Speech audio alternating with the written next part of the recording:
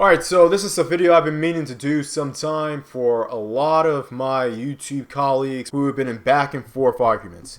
Now, for all of you who are aware, I did a hangout last Sunday going through the review of the chicanery that's been happening on YouTube, and it was smoking. It was definitely smoking. And we got a little roast in, but the roasts were above the belt, which is why I left it up. But from what I've been noticing, a lot of individuals have been taking things to heart, which is one of the main reasons why we're seeing this beef that's been going on as of late. But speaking of beef, I'm glad to see that two fellow YouTubers have been able to squander and squash their beef, whereas 24 hours ago, it was looking to be a hot war. I mean, you had a hot war. Hot war! No, I shouldn't say that. But Solo TV84, my co-host of Snow Bunny Sundays, and my co-birthday date, the person who I have a co-birthday with, Alan Roger Curry of Mode 1 fame. Those two individuals, those two men were able to squash their beef. So shout out to them. And this is what I ultimately want to happen in the manosphere in regard to how the dudes operate. So I'm just going to say this. On both sides of the spectrum of individuals who are pro-dating coach versus anti-dating coach, pro-self-improvement versus I'm not improving for these daggles, pro-code approaching at the club versus pro-being on your purpose, look, get in the huddle. Get in the huddle right now. Do not let what some dagger or even a decent female thinks about you get to your head. Now, we gotta speak to the select crowd. Now, the select dudes, the alpha dudes, the jawline dudes, all those who've been certified jawline dudes, yeah, exactly. Get in the huddle. Get in the huddle right now. Do not let what these females think about you get to your head. Yes, you, at some point in your life, even if it wasn't when you were a kid in your diapers, even if you were like me and had to work for it, you have been deemed as a jawline dude. I get it. And it's great. It's all good in the hood. And for you guys who are really jawline outside the hood, outside the community, thank you very much. But do not let what a bunch of online broads tell you and whisper in your ear blind you from the truth. The truth of the matter is this. As much as we are jawline dudes, this female, this derelict female, has to answer for a lot of what she has done in the community.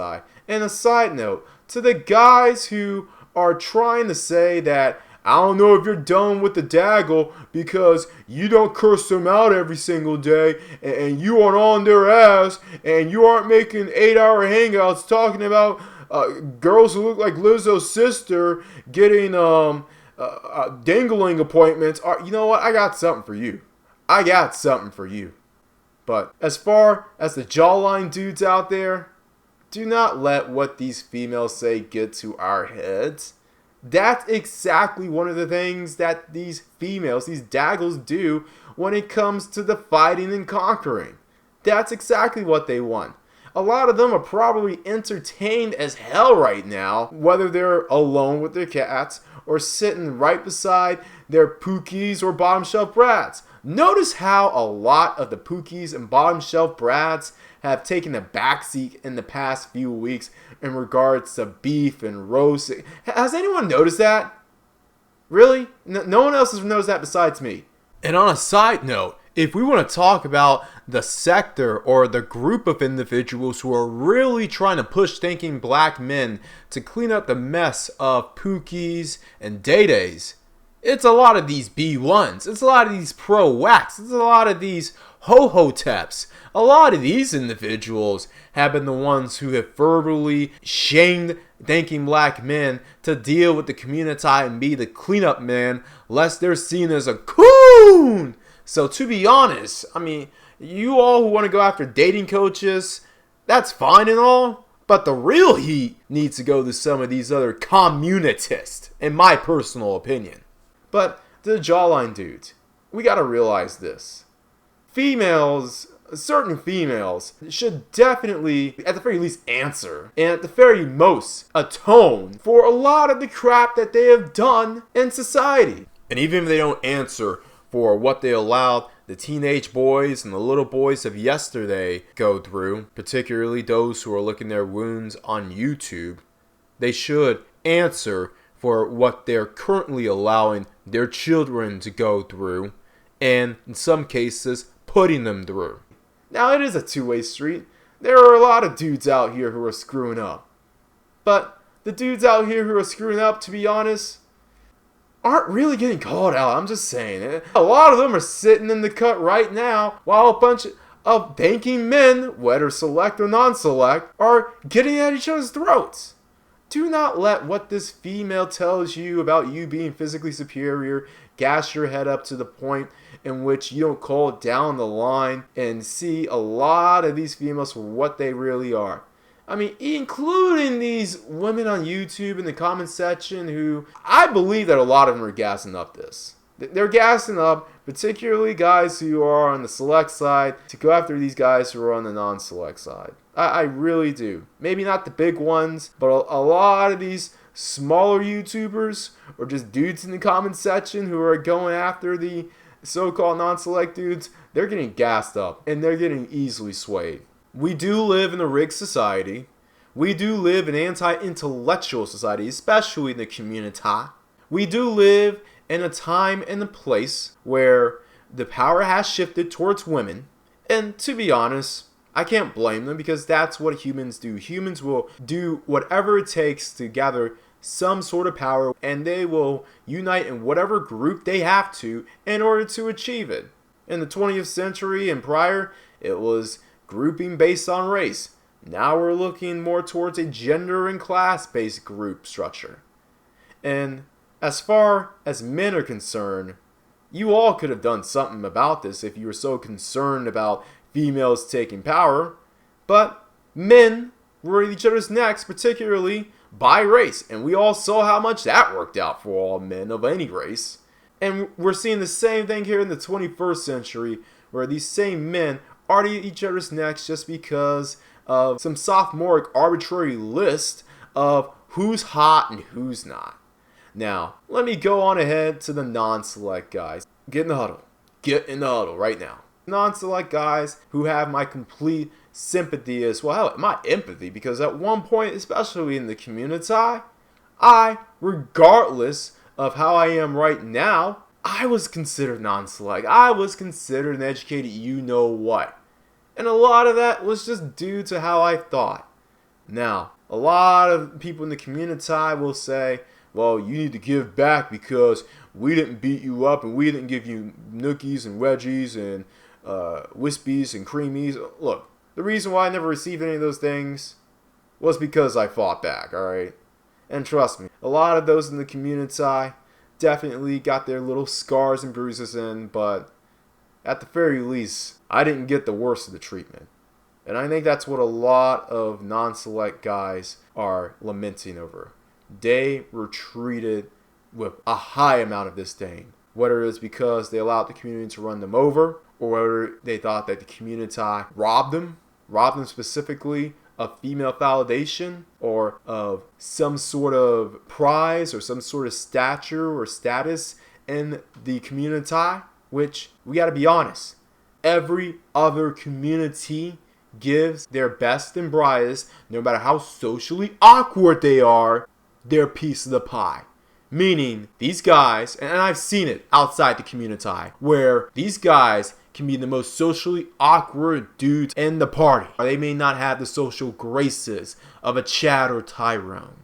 But a lot of functional communities made sure that these guys never went hungry, never went thirsty, and never went through a drought, if you can catch my drift. But as far as the community is concerned, the more potential you have to be a productive citizen, the more you are seen as an adversary. And that is something I would completely agree with the non-select crowd. And that is something that the select guys really need to admit. However, the non-select guys, I've been seeing how the hatred that you have towards the community, and trust me, they deserve all the hatred in the world. But as far as the hatred, I've been seeing how it has blinded you guys to the point where you can't even focus. You can't even focus on the good things in life. specifically the good things that you've gathered, that you've earned, that you have, and who are around you. A lot of individuals who say, well, look, I don't mess with the community and F these daggles, but I got a non-black spouse. I got a non-black female. Okay, cool. Why aren't you focusing on her or them if you really have it like that? I'm not saying that you guys need to let this go necessarily, but do not let this blind hatred of a certain group of women or a certain entity known as the community blind you to the point where you are just going mad. First of all, if you haven't noticed, we have a bunch of individuals outside of the manosphere who are looking at us and looking to see any sort of individuals who have such harsh language to the point that they will use it in order to make us look crazy at best and extremists at worst. Just to let you guys know, the mainstream's out there and they don't like any of us. Second, as far as not letting this hatred blind you to the point in which you won't be productive citizens. I mean, look, doing these 8-hour hangouts are crazy enough, but you're doing these in the middle of the day. Hell, your dude can't even get on because I'm busy. But that's besides the point. But these 8-hour hangouts, followed by another 8-hour hangouts, and another 8-hour hangouts, basically either talking about this daggle or lamenting this daggle or trying to use scripture in order to rationalize and justify her getting her due because she wouldn't sleep with you. I think that's what a lot of this comes down to. A lot of you guys are pissed off because this daggle didn't sleep with you during her sexual prime. I think that's what a good amount of this comes down to. And you know what? I don't blame you for being mad. I'm not going to be the one who says, well, you just need to get over it, and you just need to... Well, anyone who tells you to get over it, tell them to get over slavery and Jim Crow, alright? I think that's an even fair exchange. But as far as this blind hatred is concerned, yes, we missed out on the good times in the community. We missed all the hangouts and the cookouts and the shootouts and the showdowns and the hoedowns and the hootenannies and the twerk contests and the beach weekends and the freakniks and the club and the after parties and all that other stuff that comes from being a good little mediocre Negro baby kid. Trust me, you missed out, I missed out, and all the women that we were admiring when we were teenagers, they were putting out. And we weren't even invited. Come on. I mean, you think we didn't have functioning boners back when we were teenagers? But no, they had to give it to Pookie in them or Bombshell Brat in them. I get it. Okay, be mad, be pissed. But instead of having yourself blinded in hatred to the point in which you're focusing just on this daggle, especially for all of you who are dating outside the race or can say you can date outside the race, use that energy to be productive, to win in life, and to dominate your enemies. Not verbally or with the threat of violence, but dominate them, if you must, dominate them in every legal way possible, every legal and covert way possible. But if nothing else, take that energy that you have that's blinding you right now, that's making you just focus on derelict women, and use it to make yourself rich, to make yourself powerful, and to make yourself such the shit that you will never, and The Rock means never, or was that Chris Jericho? Never have to deal with such derelict women, uncouth pookies, and their baby kids spawn again. This is what I ultimately want from this manosphere, and especially from this beef I've been seeing the couple of dudes who I have respect for. Honestly, this is the real talk. I can't promise this being the last time I speak on this, but hopefully all parties see it and will come to an agreement, one, to agree to disagree about how certain women should be treated and should be seen as, but ultimately come to the realization that, yes, we may be at different parts of the high school hot or not list, but that shouldn't deter us from one, working together, or two, at the very least, working on our own craft and not letting women, regardless if they're spring chicken or beyond the wall, determine how we should react. Everyone else out there, always bet on X.